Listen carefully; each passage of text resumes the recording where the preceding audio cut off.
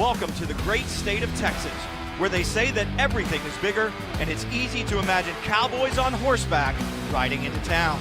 But Austin has replaced saloons with technology and glimmering lights, so if you're looking to let the horses run, you need to find the right venue. Welcome to Circuit of the Americas, the world-class purpose-built Formula One racing circuit just outside the city limits, where Ferrari makes its triumphant return with Ferrari Racing Days and the second round of the 2023 Ferrari Challenge North America Series. A world-class facility hosting arguably one of the most recognized automotive marques in history. It's time to let the horses run.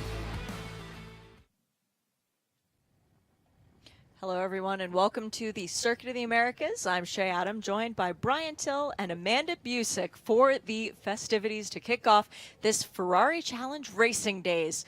It is time to get things started, and before we do that, we need to hear the national anthems. Singing those for us today will be James Valiente.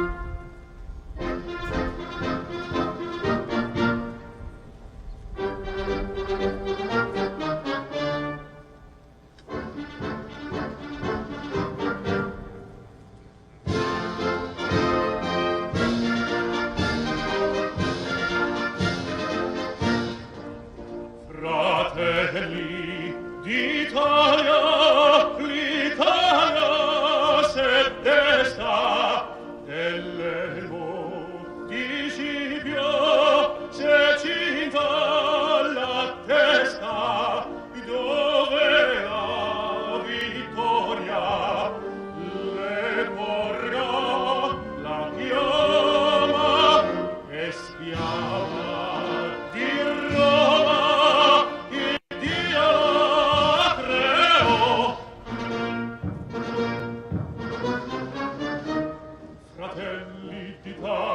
L'Italia se desta, dell'elmo di Scipio se cinta la testa, dove la vittoria le porga la pioma, che schiava di Roma il Dio la creò.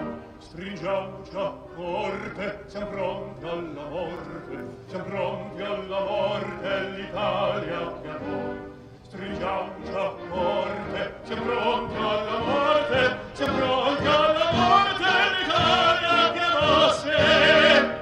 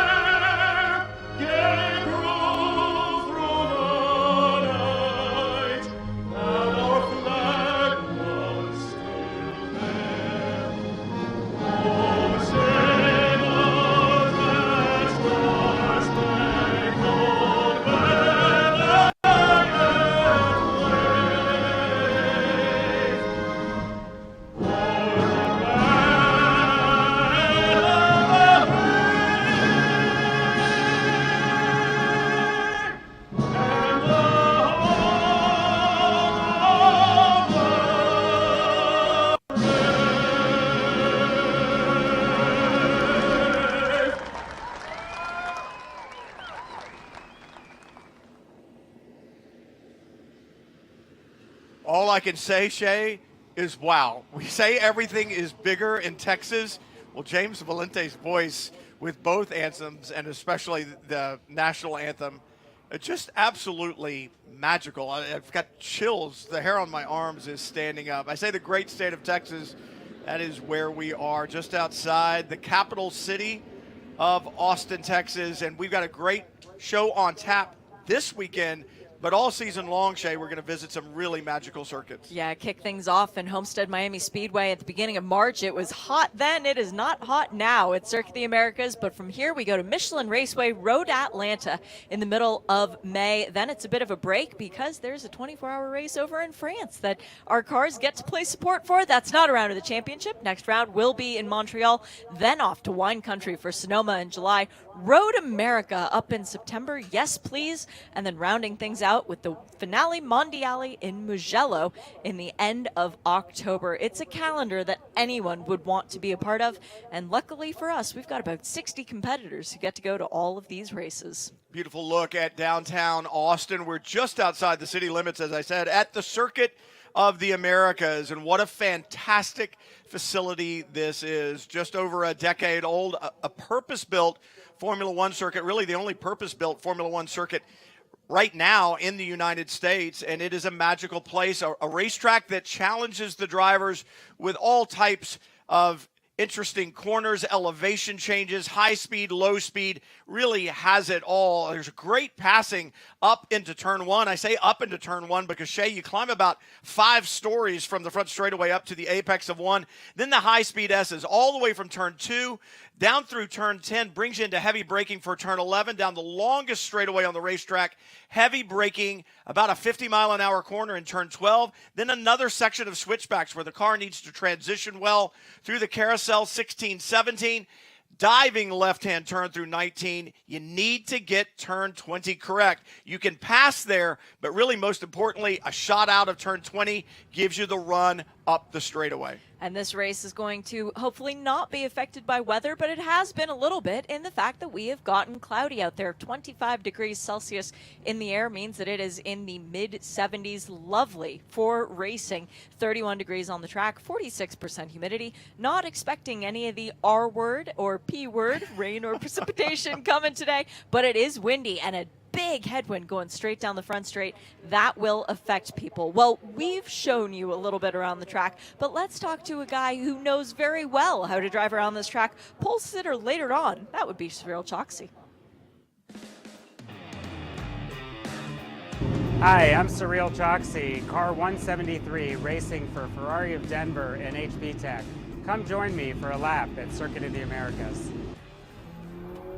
And we're heading up the front straight at Circuit of the Americas. You can brake later than you think as you're going uphill just before the 100, downshifting from 6th to 3rd gear, getting to power quickly after the turn and setting up for turn 2, where it's very important to get to full power as you're on the curbing. Leading into turn 3, we lift.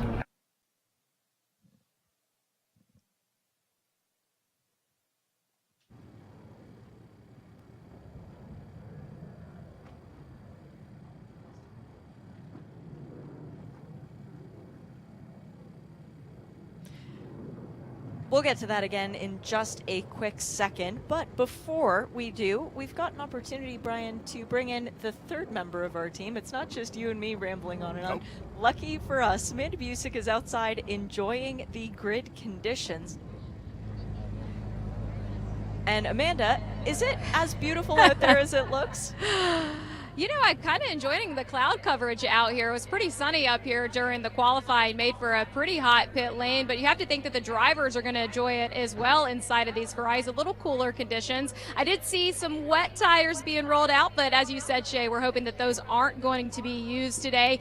Brian, you were talking about how hitting the 20 turns around this place perfectly can lead to success here. What I've talked to drivers about is the chase for that elusive lap. A lot of them have described being able to having 18 of the 20 turns correct, but finding a perfect lap out here is sometimes out of reach. But one of the guys that found it here today was your pole sitter, Matt Krzyzewski. He's going to lead us to green here today, but in his qualifying interview, he talked about the talent within the Trofeo Pirelli class, and it starts right here on the front row. You do have Manny Franco that's going to start on the outside. Said he didn't mind that one bit. Of the 5 wins that Manny Franco had in the series last season, one came right here. And, I mean, as we just move down the grid, Shay, you can't mess up. Jeremy Clark right here, your reigning champ coming in. Behind him, Dave Musial 2.0. But, Shay, it is going to be a battle out here around the 20 turns here at the Circuit of the Americas. I'm really excited because normally you get some kind of an indication as to who is going to have the advantage. Who are we going to watch for the win? And Brian, you gave me a little bit of grief earlier because I was looking at basically all the cars in the field. It's the entire field sheet. Okay? It kind of is. And even looking further back, I mean, Amanda just hit on the guys that we have to watch at the head of the grid, but guys who maybe didn't get the best out of the qualifying, namely Martin Burrows. He's starting in the 12th position. He races for Ferrari Quebec. He's always going to be strong. And then in the TPM class, we've got another Canadian, Mark Musso. Mark was phenomenal here last year. He only qualified 3rd on the grid. And I know it's kind of ridiculous to say only when he's 3rd. This is a guy who's looking at a potential championship this year in this class. So for Mark Musso, race win last year, he knows very well how to get it done around the track. 3rd position, he can win from there. Well, he can, and this is the interesting thing. You've got to take into consideration that in Ferrari Challenge, in the Trofeo Pirelli class as well as Copa Shell, there's another class within the class. So we have the Trofeo Pirelli class and then Trofeo Pirelli AM. And the thing that's interesting about that is they are lined up via classes, not via lap time. So right now you look at Brian Kaminsky, who's the pole sitter in AM. He's actually quite quicker than the car directly in front of him, Brian Cruz, in the Trofeo Pirelli class. Easy for me to say, right? Yes. And so at the start, those are things we're going to have to look for because you're going to have those classes intermixing. And as Todd Snyder, who's the race director, said, know who you're racing with. Don't throw a race away because you're battling with someone who doesn't really matter. They're not in your class, but you also can't let them hold you up and force you back into the competition that's racing with you. So tough job, especially here at the start. Well, and we've seen it pay dividends in multi-class racing in other series. There's an advantage to be gained if you can get a different class car between yourself and the person behind you. I'm thinking about battles for the lead. Yes, in this absolutely. case, if you're leading, if you're Brian Kaminsky, you want nothing more than Brandon Cruz to be between you and Brian Cook. If you're Brian Cook, you want nothing less than for there to be a car in between. Well, let's talk about the start, right? So Yeah. Here at Cota, you climb the hill, and they did a really tricky thing when they designed this racetrack, and I kind of hate it from an official standpoint, right? But the entry into these low-speed corners almost is like a funnel in reverse. It gets wider as you get closer to the apex, which tempts a driver to dive on in there. The problem is the rest of the field is out there on the proper line turning in, and you get to the middle of the corner, and there is no room. What these drivers need to think about is a chess game. What comes next? You've got to think about the next move before you even make this move, because while it may look tempting, the next move may be one that you really don't want. You might not get another move Yeah, after you that. might not get the next move, exactly. Yeah, the start of these races are so interesting. And the other thing you touched on was the drivers' meeting. Well, there are many opportunities to take the green flag from whatever line you would like going through turn 1. Unfortunately, there are many opportunities that come up because everybody stays so packed together. But for the best car on the grid, the best opportunity, I still think that's going to be Brian Kaminsky to try and gain the advantage. Amanda, what do you think? Exactly. I wanted to talk about Brian Kaminsky. He was talking about this qualifying, and as we talked about the mixed classes within this grid, you have the Trofeo Pirelli and then you have the Trofeo Pirelli AM. Brian is the pole sitter there, and just with the uniqueness of how this class is going to hit the green flags, Brian is on the outside headed into turn 1, whereas Matt Krzyzewski is going to take the inside, but Brian said he prefers it that way. So it's interesting how different drivers like to approach turn 1 here at Cota. It is, too. And there's, from my instinct, if you leave the inside open, someone's going to dive down it. Absolutely. You know, I mean, you look at the two different pole sitters, and you talk about Krzyzewski.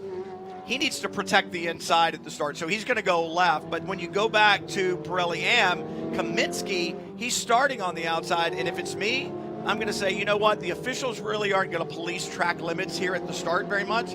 I'm going to be outside, and I'm going to stay outside, and hopefully everything bad that might happen will be down there around the apex. I'm going to be around the outside. He may not really be in a bad position at all at the start. The officials not officiating track limits at the beginning. We have Mark Raffoff and Todd Snyder in race control. But I did talk to them about the start, and they said the start's kind of a free-for-all. You really have a hard time policing turn one. So turn one at the start is kind of a, well, let's just make sure nobody goes running 100 yards off the racetrack down the way and in front. Other than that, if you're moving out of the way to avoid somebody and you're out there, we're going to let it go. Lawrence Wynn taking this recon lap out on the circuit very slowly out there. Very good to see the Ferrari Seattle driver, new to the championship, taking his time, not over-exacerbating his Pirelli tires. And this recon lap and the pace lap are absolutely critical. You guys just talked about the weather. This is not the weather we had for qualifying. Not at all. This is not the racetrack that we had for qualifying. There's more Pirelli rubber down. The track has cooled with the cloud cover that's come in, as the temperatures have as well. Hopefully the engineers have adjusted for that, but in these cooler temperatures, it's going to take a little longer to get temperature and pressure in these Pirelli tires, get temperatures in the brakes so that the brakes work well into turn one at the start. These drivers right now need to make sure that they're weaving a little bit, scuffing the tires, but you and I talked about this earlier today. Braking, just hard straight line braking, generates brake temperature, which generates temperature in the wheel, which generates air temperature in the tire. All of that is good. These drivers need to be on it right now so they've got the tools to work with when the green flag flies. Interesting that out of all the drivers we've talked about thus far, we have not talked about the championship leader coming into this weekend. That would be Roberto Perina, and we caught up with him earlier in the week. You know, early on, my dad and I and my brothers would watch racing, Formula One, and when we acquired the Ferrari dealership, immediately the dream was really to go challenge racing. I participated in Corso Pilota and ran through those programs, and then did Club Challenge for a season, and then decided to go racing. You know, I think everybody says this is a fulfillment of a dream, but it truly is the fulfillment of the dream. And for me, it's fulfilling the full potential of Ferrari and living the Ferrari passion. It's unbelievable. I pinch myself every time I get in the car. Homestead, we've got some history there, some success there. That was my first race weekend back in 2019. I was very comfortable there. Here, I've never raced at Cota, but coming into this second round, leading the championship feels really good. I'm hoping we can repeat, but you know, we'll take the points however we can get them. We just got to keep scoring points now and keep the lead in the championship.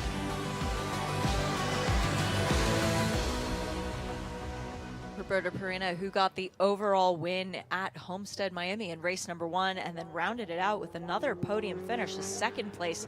That matches what he did last year, Brian. He got a second and a win at Sonoma, and then going over to Italy at Imola, he came away with the second in the first race there. So as of late, as of his last, 6 races, he's been on either the top or second step of the podium 5 times. And consistency wins championships. We talk about this all the time. That's what does it. It's about 3.5 average finish will get you a championship, and Amanda, that's what every driver in the field is looking for.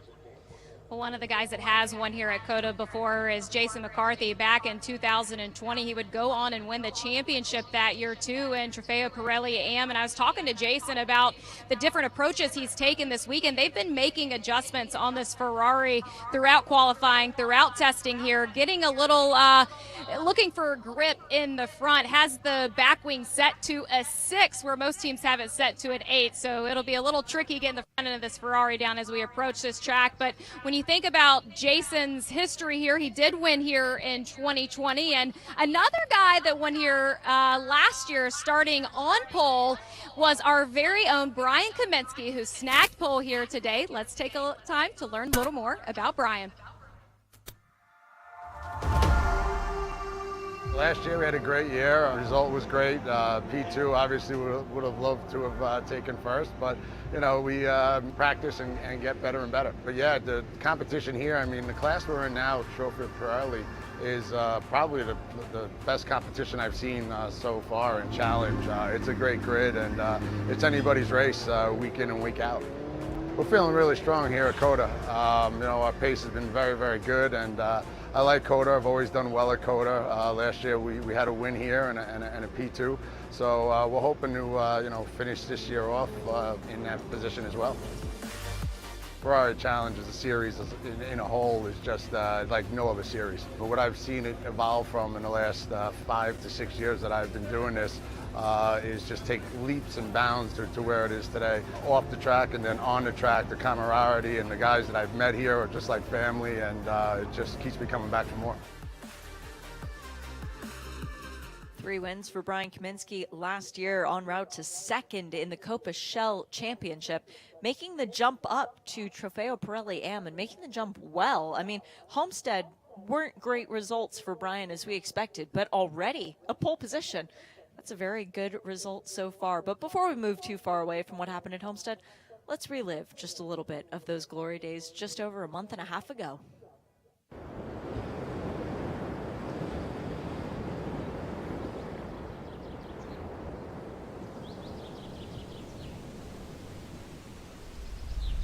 Here we go. 2023, the Ferrari Challenge North America. The season gets underway here in Miami, in Florida.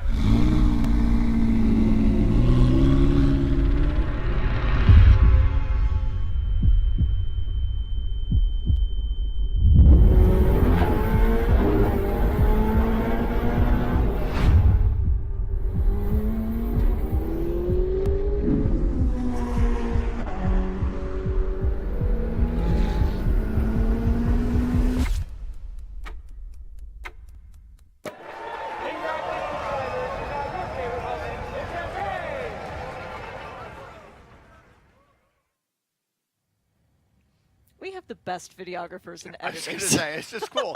I thought that was a waste of good champagne, but but since Dan Gurney, the man, started that back at Le Mans, we'll accept it. All right. I found something really interesting that Amanda was talking about. Jason McCarthy. She was saying they were a little. They didn't have good grip with the front end, a little pushy, as I would call it. So they reduced the rear wing angle. Well, that's going to do 2 things. It's going to take some load off the front, but it's taking load off in general. And what that's going to do is make the car fast in a straight line. And a lot of times you go to a racetrack like this and you go, you can't pass in the S's. It's really hard to pass essentially from turn 12 all the way to turn 15. Where do you pass here? The straights. The straights. And you've got 11 to 12, the longest straightaway, 20 to turn 1. I think that's a brilliant move. That's going to give them straight line speed, and it's taken some load off the back, so it may give some grip back to the front for that front end grip, but I don't think that's what it is about. I think it's about, hey, I'm going to set this car up to qualify one way, and then I'm going to change it. Figuring out a way to get their driver back to victory lane, a place one Ferrari for coming up with that strategy and figuring out a way. But it's been a little while. It's been since, oh, wait a minute. They used to race Formula One at Indianapolis Motor Speedway for this race, buddy. Good luck out there. But before we can get the cars going, there's still some more formalities that need to take place. And we are waiting for the signal to be given for Matteo Torre, the president of Ferrari North America, to give the most famous words in motorsport. Drivers, start your Ferrari engine.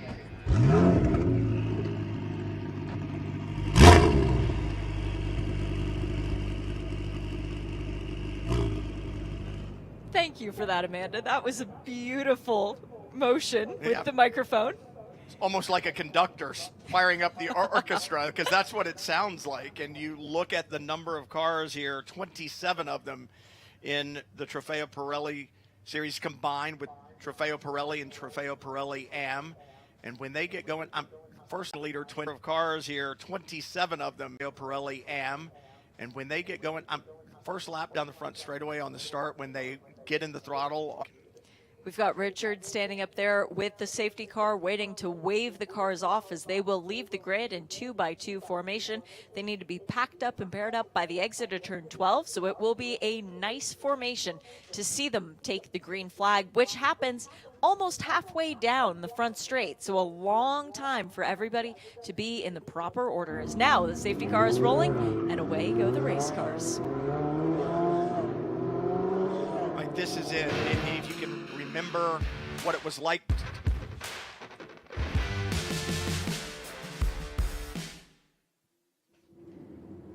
Cars are rolling on the formation lap as drivers are trying desperately to weave off any little bit of debris that they might have picked up and getting the heat into their tires that they can, but that will come more from heavy braking and acceleration. So what I was going to say just a second ago, this is it. And you don't need to have driven a race car before to understand what's going through these drivers' mind. If you played baseball as a child or in high school or college, football, basketball, soccer, you name it, you know what it was like before the game started when the team huddled up and said, all right, let's go get them, let's win this one.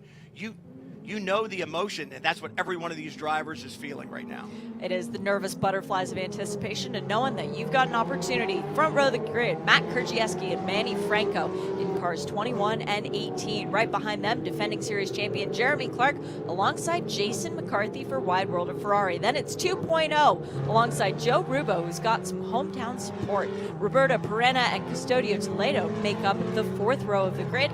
And then we find Michael Petramalo, the Copa Shell champion from last year, alongside Dylan Medler out of the collection. Carlos de Quesada and Martin Burrows make up row number 6. Brandon Cruz, and then our pole sitter for Trofeo Pirelli and Brian Kaminsky. Brian Cook is starting in 15th overall, second in class, and then Mark Muzo, the Canadian. Michael Porter is alongside Justin Rothberg in the 18th spot, and then Tony Davis, champion last year of CSAM, with Jay Logan. Brad Father is starting this race alongside McKay Wang in the 21st and 22nd spots. Then is Alfred Kaiola, Michael Mathis, Chuck Whittle. It's Lawrence Wynn in the 26th position, making up row 13. And then rounding out the grid, it is Nathan Schweigart.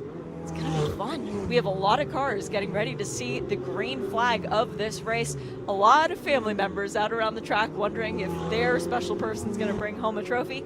And for at least 6 of you, the answer is yes. The answer is yes. And coaches right now, every one of these drivers has a coach assigned to them or one that they have chosen on their own. There's coaches on the radios right now making some final statements to their driver. Hey, get your TC, your traction control adjusted here. Get your ABS adjusted here. We need to be ready for the start. Cars can be a little bit different. And it's great to have that calming voice in your ear saying, you can do this, you can do this. It's like I said, it's those high school T-ball games, whatever it was that you can remember, or standing on the first tee box at the corporate golf outing and you don't want to hit the blooper, the big drive off to the right. You want to do it right, and every one of these drivers right now wants to do it right, and you want to get through turn 1. That's what's going to be nerve-wracking. You played T-ball in high school. I know, I did. Well, I was that good of a ball player. Coming around the final end that's left is to navigate turn 20 and wait to see the green flag. It comes at the discretion of the flagger, not of the pole sitter, so everyone has to stay patient. Great job of being lined up at the start, looking for the green flag. You'll see it down there just below the flag is out, and everybody's staying in the line formation. The pole sitter moving across the track. Further back, there was someone who moved across, but that was all fair for Matt Kurgieski. It gets very busy back 5 wide. Lots of contact, but everyone managing to continue. That was door to door, not bumper to bumper, so I don't think race control will need to investigate. I don't think so. The question is, where's Brian Kaminsky, the pole sitter, in the AM category? Let's see when they gets all sorted out and cycled through here through the S's, if he maintained the lead. I think Mark Muzo's leading. Sorry about that. Lower car between he and next in class. Turn 8, the little flick left through 9 and 10, then down the hill, heavy braking for turn 11. There's Brian Kaminsky. He is back in the second place with Brian Cruz right behind him as Custodio Toledo diving on the brakes, making a pass up on the inside of Dylan Medler. I think he managed to get that done. Good effort by the Brazilian. 2 Miami guys there. Question is, will Medler be able to take it back, kind of the over and under through turn 12? But talk about turn 12, battle for the lead in the braking zone. Matt Krzyzewski on the inside with the preferred line. Manny Franco trying to go the long way around, but he does not get the pass done. And all of a sudden, right with that wing angle a little bit looser, oh, he is fast on the straights. And now side by side, this is difficult. Coming into 15, the slowest corner on the racetrack. McCarthy will try to do the over-under there. Nothing doing this time by, but look at the drive off the corner. McCarthy there, and the battle for the lead continues to rage to 19. McCarthy got it done. Jason making the pass, but still Jeremy Clark fighting back on the inside. Brilliant stuff as McCarthy goes way off the track, hits a bump, and it massively unsettles the car. Now he needs to gather his thoughts and get ready for this long straight. He will have an opportunity. But this is where he should be fast. He got it gathered back up. If he can get the drive off, that as well. Looks to the inside. McCarthy, can he get it done? Oh, he's definitely got the line that he wants this time coming through. But Jeremy Clark, the preferred through, making the pass, but that took a lot longer than he would have wanted. It was Brian Trofeo Pirelli, but now he's behind, not on the way, in car number 29, ahead of Mark Musso. Then Brian Kaminsky on the outside, couldn't get back into the race. It's more than 26 minutes to get it done. Get your thoughts. A little bit of issue trying to get in exactly that headspace earlier on. That was Brian Cook, the Australian's car, joking of course, turned into serious action. Just getting a good place mentally before the race begins. There's fires everywhere. This is fully ablaze. That's McCade Wang off the track and into the gravel. He is out unless he is in a spot that they feel no. You think no one can get there, you always do. You look at Raver get there, so we won't put tires there, and then the next car through hits right there, and then you place tires there. So, yeah, gathered up, but we always say yellows breed yellows. They are, but the guy who's happiest about all of this coming to fruition, he then all of a sudden fell back a little bit and was into the clutch, all of whom were running very, very close to one another. All over the world, so you've got some time. This yellow shouldn't take long. The safety crest in North America, they will make quick work of pulling that car out of the gravel and getting him either back underway or to a safe.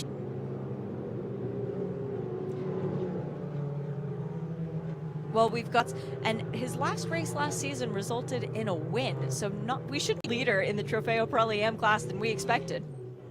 This race, you guys were talking about strategy, the race that he would have wanted here at Cota on this journey here today, and just talking about the tire help out to the tire management of that. But Jeremy, to 5 minutes is where you really want to push and see if you can get around your competitors here. Loves the technical side, and expect a lot of drivers to take advantage of that here today. Limits in particular. How many violations did Todd Snyder, our race director, say that we had so far this weekend? 130 something? It was 137. Yes. So it's great to have the extra asphalt out there for safety. So if you have a problem, the car shoots the asphalt. But if you pave something, a driver will find a way to run on it. Yes. Basically what it amounts to is, on a closed circuit, is everybody races on the same racetrack, and what has been defined as the confines of the racetrack. Part of one tire on the red and white curbing, and no more bit faster. And when all of the cars are exactly the same, a little bit is all it takes. And it's all about finding the advantage that you can. If you can't push your foot any further to the floor, that's exactly why Jason McCarthy has less wing angle, because he realizes he can go faster on the straights if there's a little bit less downforce on the back end of the car. It's finding these advantages, and in those situations, Brian, it's creating your own advantages, which is what race control exists to prevent. So that's exactly the situation we find ourselves in. Matt Krzyzewski, our leader from the green flag, pole sitter and still race leader. We do need to also acknowledge that there is a point, a bonus point for the fastest lap during the race. Well, we're not going to be seeing that right now since we're behind the safety car. From setting 6 fastest laps, you don't want the guy that you're battling in the championship to get a single one of those. No, absolutely not. If you have 2 more pole positions and 3 more faster laps than someone, in addition to the points that you get, because they all count, and these championships can come down to a margin that small or smaller. The problem is, Brian, that the pole trophies are really cool too, so you really want those. But yes, you're right. The points ultimately add up, and if you and your competitor finishes first, but you've gotten 6 fastest laps, well, that puts you right back on par. Yeah. Well, we talk about the start and Brian Kaminsky. He's slid back a little bit from his pole position in the AM category. Take a look at that. Bright yellow accents on the black car, and he just gets swallowed up through the beginning. He's left room. I think maybe he goes to the brake a little bit earlier, trying to make sure that he's left room, and then, as you said, other Driving safe, driving smart. Surprised by that. I thought that was going to be a pass on these cars. I mean, it's crazy. All was great racing. They do for a living allows them to go. This is not what they do for a living. Driving them with the same concentration, the same professionalism, the same spectacular racing. It was clean. It was big. There's not nearly enough Ferrari Challenge weekends because everyone is paddock with 60 drives as hard as they can, and they're trying to light their work up. Exactly. And got everything out of the way. McCade Wang safely dragged off the racetrack. Serious. And it's a different kind of start at the finish line, which is right around the corner. He's going to have the optimum line going into turn plunge. Oh, and he goes to the lead. He scuppered. Franco says, thank you very much. I will take that lead. That will not be looked favorable. Send it in there like an Exocet missile.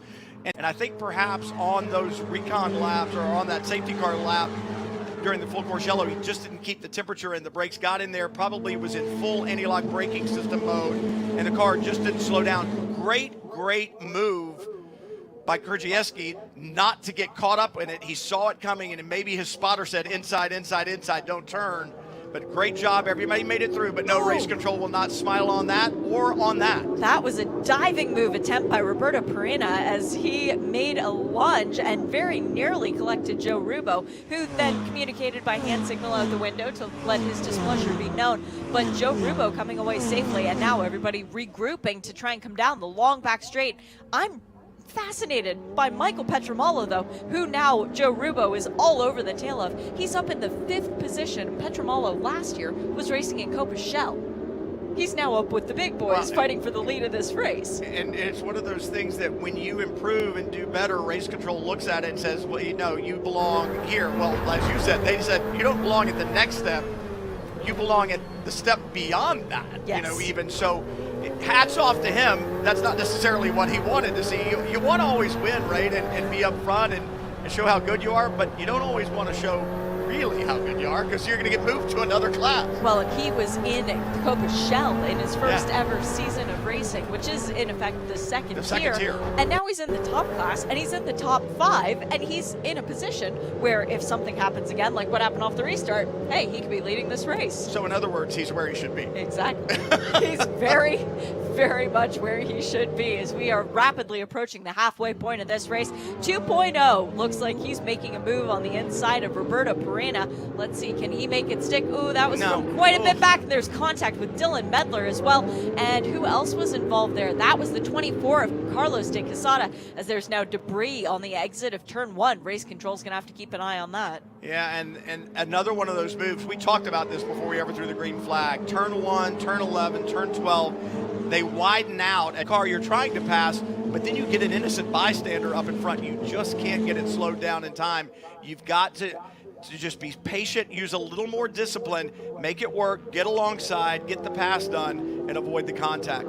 I feel for Matt Krzyzewski. He is fast and itching to be back up at the head of the grid. He's behind Jeremy Clark right now, the defending champion, and he is looking for any way by. He can't find one right now, though, as Brian Kaminsky makes a pass a little bit further back. I think that might have been 2.0, still limping around with the damage on the nose of his car.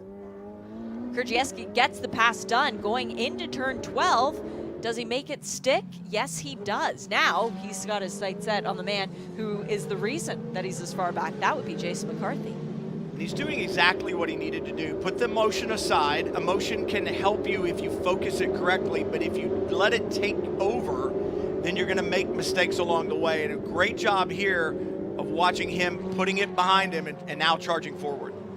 Amanda, you've got some intel for us on Jason McCarthy?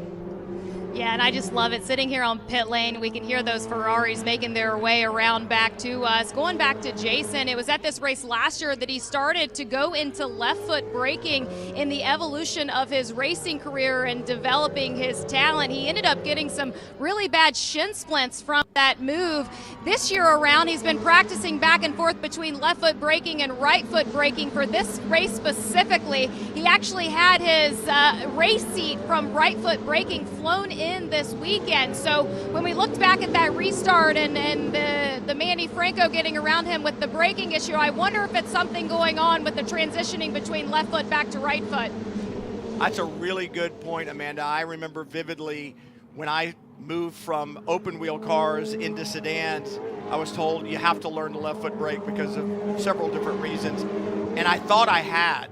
I spent several days testing, working on left foot braking, and then I got into a situation that startled me. And what did I do? I went back to years of right foot braking in a panic mode and completely messed up, damaged somebody else's car, damaged my own car, and it was that instinctual move to the brake pedal with my right foot, even though I had trained myself. But it was 10 years of right foot braking overcame 2 days of right foot braking, or left foot braking, and it just didn't work. So that could be the answer. One sheer moment of panic. Yeah, That's it all was a sheer took, moment of panic, absolutely.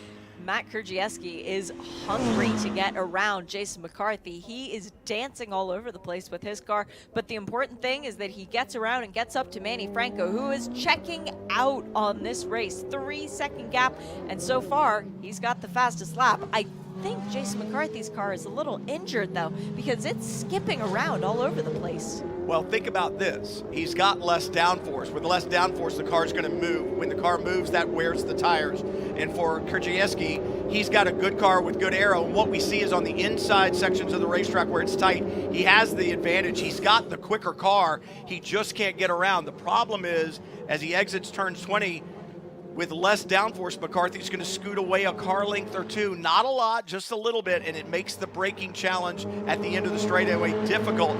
Krzyzewski, obviously the quicker car through the tighter sections of the racetrack. We expected to see that. Yeah, we did. I'm seeing a lot of what our race director was talking about, though. It looks like there's a lot of different lines being taken on this track, Brian, and that is also playing a difference too, because you can't pass someone if they're getting a tighter line through the apex, and then all of a sudden you get a better run on them, but there's nowhere to go. Yeah, even watching the difference in braking for McCarthy and Krzyzewski into turn 1, as you pointed out, it's a very different line, and what that tells me is that they have cars that handle completely differently. Be interesting to see what Krzyzewski can do with that. He needs to really size him up, get an idea what McCarthy's doing. Where's the weak spot? Where can I get it done? He's been probing. When can he make the attack? Justin Rothberg has 2 gifts behind him that he has put there, by the way, for his full credit. Martin Burrows right behind him in the 46 for Ferrari of Quebec, and Carlos de Quesada behind him in the yellow Ferrari. That's the number 24. Again, Ferrari of Quebec, both of their cars. And then Mark Musso for Ferrari of Ontario. Mark looking up the outside there, it was of Carlos de Quesada, not able to get the pass done. Musso very much knows how to win at Circuit of the Americas. He did it last year. He proved it to us in a very fine form, but that was also his birthday weekend. He won on his birthday weekend again at Homestead. It's not his birthday weekend this weekend. I was going to say, he needs another birthday. He needs another birthday, but still, he can win a race off of a birthday weekend. Mark Musso, very quick, but again, Justin Rothberg, purple, he has the point for fastest lap right now. As we ride on board, I think this is with Mark Musso with the yellow car right ahead of him. Yes, it would be the blue and yellow Ferrari that we are on board with. Brian Kaminsky behind him. So Brian settling in the 3rd position, not satisfied with that by any means, but he realizes that his best asset is going to be Mark Musso getting around the cars ahead of him, opening the door. His best asset, maybe Carlos de Quesada, who's the car just in front of Musso, right? I mean, you can use that car for a pick, so he needs to not only pay attention to Musso, who's in front of him, but he needs to think about, okay, where are the other cars around him? Maybe I can use them to help me. He's very good at that as well, Brian Kaminsky. His racecraft coming on leaps and bounds in the last couple of years, putting him into championship contention in every class. He's closing down, and Musso wants by. De Quesada gets by him. De Quesada has a problem. He's headed to the pit lane. He was involved in that kerfuffle up in turn 1, so perhaps Carlos, a very experienced race car driver, realizes that his car is not fully competitive. He could be saving it for tomorrow. You realize that you're not going to gain anything through today. You're not going to lose anything either. Right. So clear sailing now for Kaminsky, trying to chase down Musso in front of him. He wants the second step on the podium. Good battle here between the 4 and the 37. Oh, great pass by Tony Davis. He almost made that look easy. The 37 is a car out of class. That's Brandon Cruz. But for Tony Davis, it moves him up another spot on the track. Much tidier pass. That's the way to get it done. No screaming all the way to the apex, please stop, stop, please stop, like we've seen on a couple of these. That was how to get it done. Textbook pass.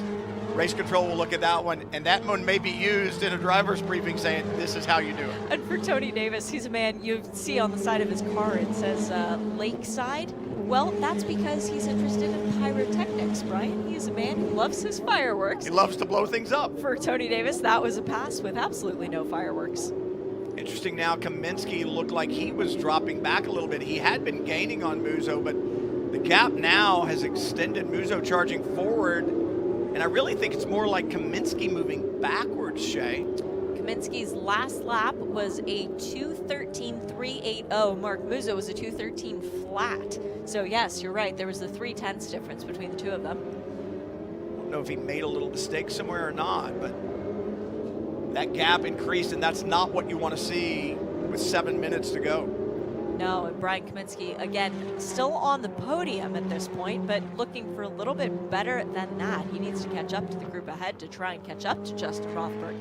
Also trying to catch up, Jeremy Clark. Again, I talked about it earlier in our qualifying show, but this being the race is a different kettle of fish. For our championship winner last year, this was the weekend to forget. He's looking to get that monkey off his back. He wants top 5 finishes. Right now he's running in the 4th place, but even 5th place, but even more than that, he wants a podium from Circuit of the Americas. He doesn't have one of those trophies yet. And he's got one of the trophies. Well, I was going to say, and as far as the trophies go, we looked at them from this weekend from qualifying. You said they look like a big Christmas tree ornament. You could hang them on your tree. Yep. So some of these drivers are going to need to be bigger trees if the winning trophies are like that as well. There were only 3 tracks last year where he did not come away with a trophy, this being one of them. So this is a big one. For Manny Franco, well, he's won races here at Circuit of the Americas before. He won race number 1 of the championship last year, race number 1 of the weekend at Circuit of the Americas. So for Manny, it's old hat by this point. But you know what? I think he'd be okay with replicating it. I think he would be too. 5 seconds and change in front of Krzyzewski, then McCarthy. The important thing for Manny Franco right now, he's 2nd in the championship coming into this weekend. He gets the bonus point for the fast lap if things stay the same, and he gets the most points for winning the race. Roberto Perena, the championship leader, is back in 4th. That would be a swing in favor of Manny Franco. Well, that's what I was looking at as far as the championship points go. For Perena, he needs to go, okay, I'm leading the championship, a comfortable lead in the championship. Yep. I'm sitting 4th right now. The car directly in front of me is behind me in the championship, so he's not going to gain a lot if it finishes like this. I need to be cool, calm, and collected, make sure I collect these points. Don't throw it away, and we've always got tomorrow. And it's not like Franco will vault to the lead of the championship by this race, but he will cut it down to where it's within grasp of getting tomorrow. But there is always tomorrow. There is always tomorrow. And tomorrow is supposed to be very different to today. It'll be an interesting day. It will be a fascinating. I'm really excited for tomorrow. We've got Battle of Canada on screen right now. Mark Muzo in the 2nd place in TPM has now gotten around Martin Burrows in the 46. Martin running in the Trofeo Pirelli class, so it is not a class battle necessarily, but it still is an inter-province battle. Martin Burrows of Quebec, Mark Muzo of Ontario. And I just don't think Brian Kaminsky has the car underneath him again. He's the 3rd car in shot, the black with that almost tennis ball, yellow, green, or yellow, whatever you want to call it, as they come down the hill. I just don't think he's able to take the fight to him as they did early on, and it could be, we talk about tire degradation. At Homestead, it was the rear tires you needed to take care of. Here, it's really the front tires because there's a lot of low-speed corners coming into them from a high rate of speed, and that can really grind on the front tires at turn-in. So if you start to lose grip in the front tires, it's incredibly frustrating. I think that's what Kaminsky has, is a lot of understeer right now. His car really won't go where he turns the wheel, where he points it.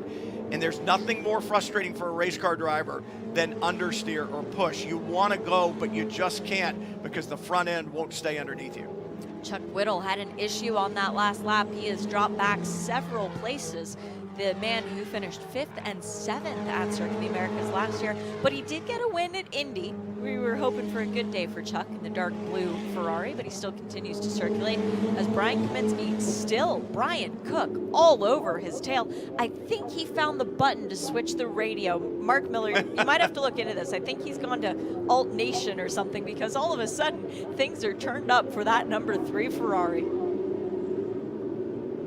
Ryan Cook smells his first podium. He got his first pole at Homestead Miami Speedway, but he wants a podium here at Circuit of the Americas. Let's see if he can get it done. Wasn't a great weekend all in all at Homestead, so he needs to remember, gotta stay calm, gotta stay cool, listen to Spa, listen to the relaxing music, and then maybe, just maybe, take a dive at the exit of turn 20. 6 points is better than 0. 4 is better than 0. Yep. 15 would be great. That's what you get for the win, right? But it's one of those deals where points are points, and you take them where you can get them. We talked about this earlier. It's just like your kid's GPA. Don't let your child get a 0 on a test. It'll be hard to come back and get that grade that you want. And this is the exact same thing. Sounds like a lot of experience. It's a lot of experience. Sam or Connor? No, not me. It has nothing to do with my kids. I managed to cram a 4-year degree into 6.5 years at Baylor. So, yeah, it takes a lot of work to do that. Well, we average out to be 6 years or 4 years between us, so that works. The battle rages on as 2 minutes to go. No hint of the white flag as of yet. Manny Franco has now extended the gap to 6 seconds back to Matt Kurgieski, who's going to wonder what should have been from this race. A victim of nothing that he could have done wrong at that point, and no malintent, which I think is also important that Racing Pro will factor in, as 2.0 gives us a ride around the track to look at this battle for third at Trofeo Pirelli Am. How? All right, I refer to him as Dave Musial Jr. You refer to him as 2.0. Dave Musial Sr., who's here but not racing this weekend. Dave Musial Sr. says he doesn't have the same middle initial. He's not junior. He's me perfected. He's 2.0. He's 2.0. Well, there you have it. It says it on his race suit, too. 2.0. It says Dave Musial 2.0. Well, gotta lean into it. Well, yeah, absolutely. I think we need to change it on the entry list and on the graphic. Just 2.0. I think we should. And Dave Musial Jr. is a perfect example of this Ferrari Challenge ladder. Started out in the Cota Shell Am category, won that. Went into Cota Shell, won that. Went into Am, did pretty darn well there last year, and now has moved up to the top class. Manny Franco is going to see the second best flag that he'll see today. And that is the white flag this time by. Yes, and by the way, when I say did pretty well, he won. Yeah. Yeah, he was champion in everything that he tried. Yes, the white flag, second best one, but he still has to go another 3.4 miles. Exactly, before he gets to see the best flag of the day. Actually, he might argue that the American flag was the best flag of the day. So maybe third best, on track, best. racing-wise, I'm with you. I'm with you. Up the hill one last time for Franco down through the gears. He looks in his mirrors right now and he doesn't see anything. As he starts to climb that hill and the angle changes on his rear-facing camera, he does not even see Kurgieski. But he's not backing off, Brian, because there is a very important thing. The point for fastest lap, that can come into question as fuel burns off, the cars get lighter. And Amanda, it doesn't look like anyone's going to touch Manny Franco on the track today. I think you will be absolutely seeing that best flag of the day. I talked to Manny a little bit ahead of this race just about what he loved about coming to the Circuit of the Americas, and he said that you just have every kind of corner here, that he really loved turn 1 through turn 11. And when I asked him, well, what's the secret to the S's, he said you have to go slower than you think you need to, and I think he might have perfected that here today. Sometimes to go slow or to go fast, you have to go slow, and I mean that's spoken like a professional. Take your time, be patient, put it on the marks, and the speed will come. Speed certainly has come for Manny Franco as he's been racing in this championship. Burst onto the scene last year. He went from being there's a new guy in the challenge to, there's a new championship contender in the challenge. Justin Rothberg all of a sudden has his mirrors full of Mark Musso. He makes a mistake, and Musso very nearly goes side to side with him coming through turn 11. He will have another opportunity, though, at the end of the back straight, and I think Musso is hungry for this win. But I think the mistake by Rothberg took Musso by such surprise that he had to check up, and now he can't take advantage of it. Well, there's still half a lap to go as he has to go through turns 12 and now through the sweeping section 13, 14, and then into that very difficult turn 15. Rothberg made a mistake. Musso's thinking there's possibility he can make another one. I think Rothberg looked at his rear-facing camera at just the wrong time and missed the turn-in and perhaps breaking point. No missing here. Not a mistake on the day. Manny Franco, flag to flag. He sees the Texas flag waving too, so a couple of good flags for him, but another victory in the Ferrari Challenge, and more importantly, points that he needs to try and get back to the championship lead. Well-driven race by Manny Franco as the battle continues in the Trofeo Pirelli AM class for the win. Can Rothberg hold on to it? He's got one more turn, and yes, he can, as Mark Muzo's right on his bumper. It's going to be a very close finish for the two of them on paper, but it is Justin Rothberg taking the win, and congratulations to him because that was unexpected but wonderful. And here's the thing about Rothberg. He was so elated to see the checkered flag. You know why? Because he hadn't taken a breath since the mistake that he made in turn 11. He took a deep breath and went, oh my gosh, what have I done? I've thrown this win away. And when Muzo couldn't get by, I guarantee you he held his breath all the way to the front straightaway and went, thank you for not making me pay the price for that little mistake that I made back there, because he certainly could have. Justin Rothberg with the 7th and an 8th place finish at Homestead Miami Speedway. He was 10th in the championship last year by dint of a win at Sonoma. So this isn't his first win, but it is his first win in this class. And both of our winners today, Manny Franco and Justin Rothberg, picking up that very valuable bonus point for the fastest lap.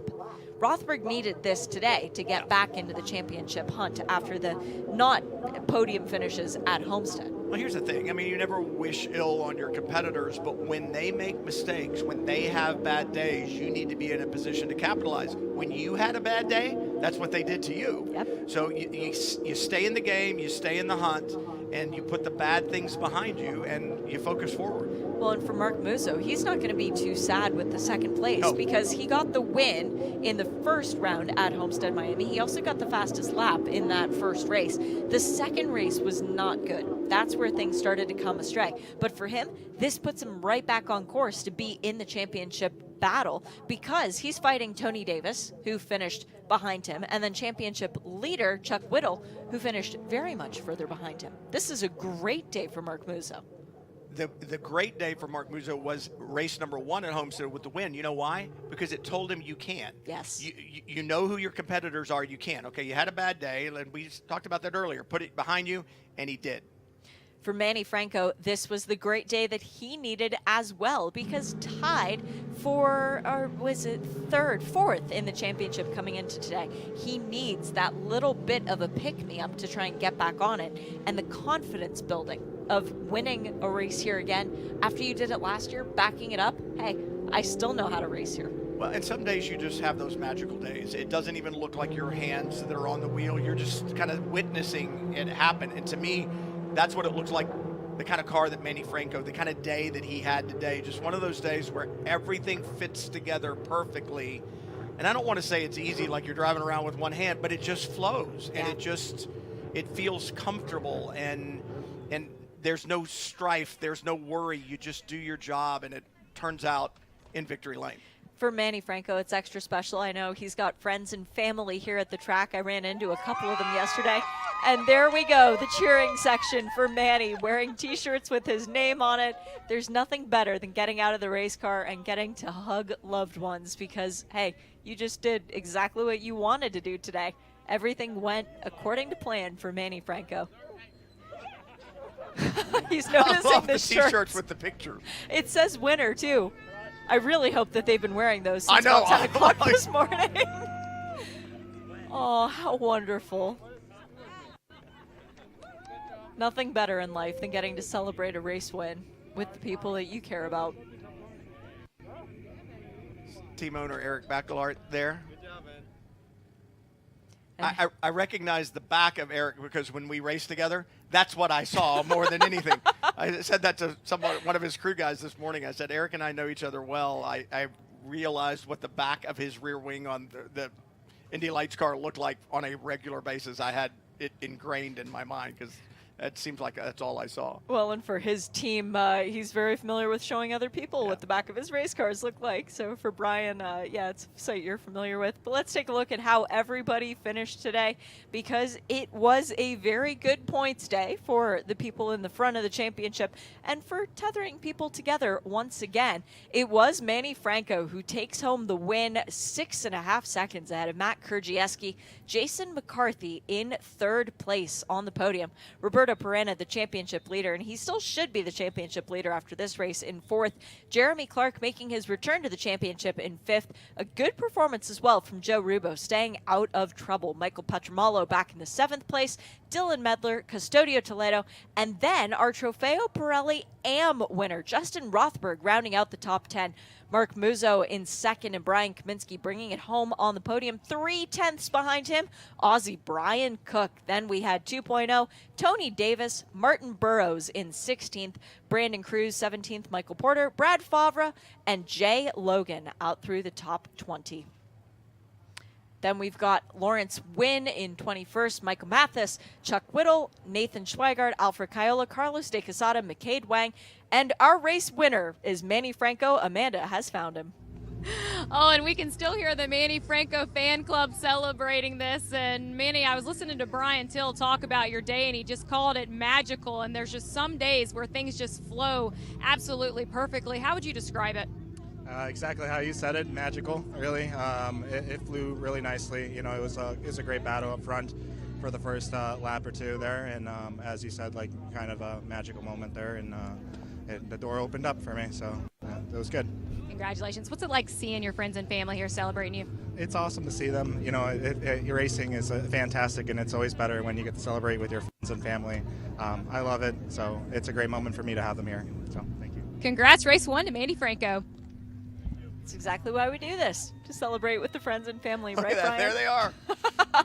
I love the t-shirts, and I love the fact that he had no idea until he noticed one of them after already hugging two more. Oh, wow. Well, the people up on the tower certainly got a great view of that race, and they get to hang out up there because we're going to have another one on tap shortly. But before we get there, let's hear from our other race winner. It's Justin Rothberg with Amanda. And for the second time, Justin Rothberg is a Ferrari Challenge winner. And I want to go back to the very start of this race. What advantage did you take advantage of to get this victory? Nothing, just sent it in the first corner, made up 3 spots, and then kept picking away at them throughout the race. It was good. Someone passed under safety car, got him back that lap, so all good. There were some parts in that race you were able to build some buffers between everything, but from this race to tomorrow, it could be unpredictable. Any thoughts on racing in rain, perhaps? No, racing in the rain's where like the best drivers come out, so actually that's best. We'll see what happens. Maybe I'll be good, maybe I won't. We'll see you tomorrow, Justin, but today is yours.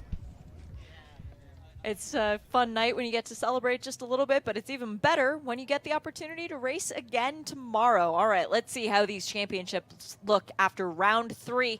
Roberto Perena with 37 points, 6 ahead of Matt Krzyzewski, 9 ahead of Jason McCarthy, and then Manny Franco vaults himself up by gaining all the way 10 points off the championship lead now. This is starting to get interesting. Then there's a gap back further, but in Trofeo Pirelli AM, I'd imagine things look quite different to how they look in the pro class because we had a lot closer of a gap coming into that one.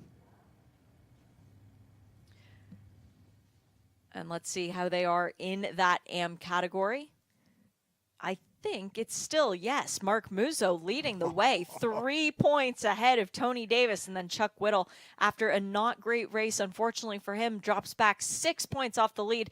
Muziel Senior, that is in 4th place still after missing today's race, 10 points off the championship. Then Justin Rothberg, today's race winner, tied in essence for 4th on 18 points. So things have gotten interesting. And then Brian Kaminsky, should say, back there in 6th, 11 points off the lead. That is not unattainable. So Mark Muzo, congratulations. Championship lead after today's race. We'll see what he can get done tomorrow.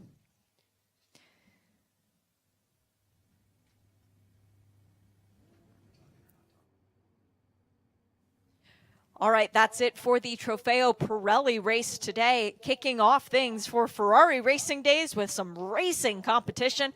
But we aren't done yet because we still have Copa Shell to get to, so stay with us. We'll be right back with you for that 30-minute contest.